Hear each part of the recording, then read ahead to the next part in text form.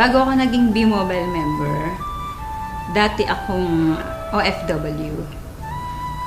Caregiver ako sa Israel ng almost 8 years. Pero bago pa ako napunta ng Israel, pumunta rin ako sa ibang bansa, sa ibang lugar. So nagtrabaho ako sa Korea, nagtrabaho ako sa Saudi. So ang trabaho ko doon, syempre mag-alaga ng matanda. Sana nanay ko yung inaalagaan ko, kasama ko, pero ibang lahi o ibang tao. Nung mga panahon na meron akong inalagaan na matanda na nagkakalat siya ng dumi, naiihi siya sa panty niya, minsan pag pinapakain mo siya, pahirapan, yung mumurahin ka pa niya, dahil akala niya pinipilit mo talaga siyang kumain. Pero syempre, bilang caregiver, kailangang ibigay mo sa kanya yon. So pagka minumura ko, ganun, naiiyak na lang ako kasi hindi mo naman siya pwedeng patulan. Caregiver ka nga eh. Naiisip ko yung parents ko. Kasi dapat ako yung kasama nila sa bahay, pero matagal akong wala. Lagi akong nasa abroad. Nung mga time na yon, sabi ko sa sarili ko, pag umuwi ako ng Pilipinas, ayoko nang bumalik sa abroad. Kaya naghanap talaga ako ng opportunity na yung magi-stay na ako sa Pilipinas, yung hindi na ako aalis.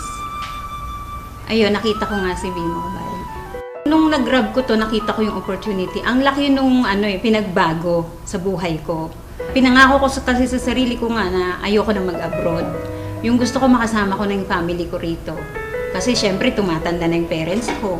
Yun yung nag-push din sa akin para gawin ko si B-Mobile. Hindi kagaya nung nagtatrabaho ako as a caregiver, ginagawa ko lang yun kasi trabaho ko yun. So wala akong choice.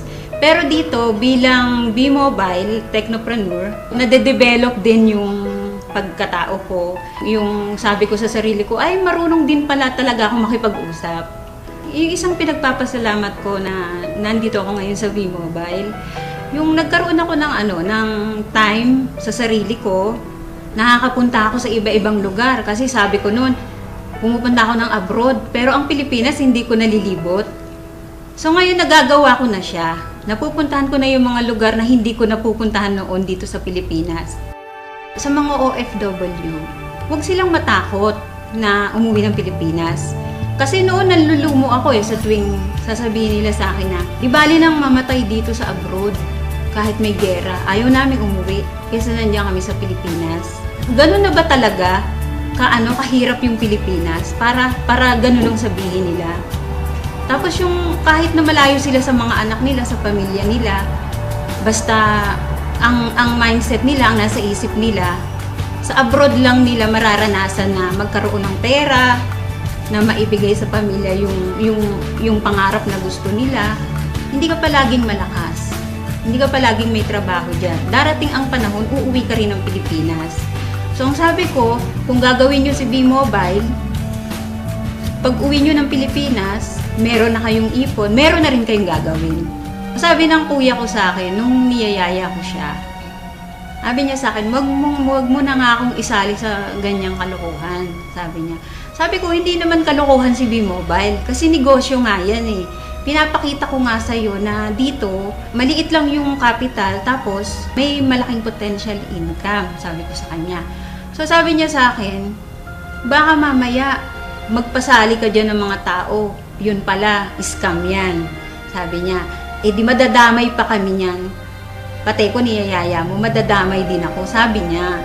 So, syempre na-hurt ako kasi hindi ibang tao yung nagsabi sa akin eh. Kumbaga, kapatid ko siya eh. Anong time na yon, sabi ko sa kanya, sabi ko sa sarili ko, hindi ako titigil sa B-Mobile.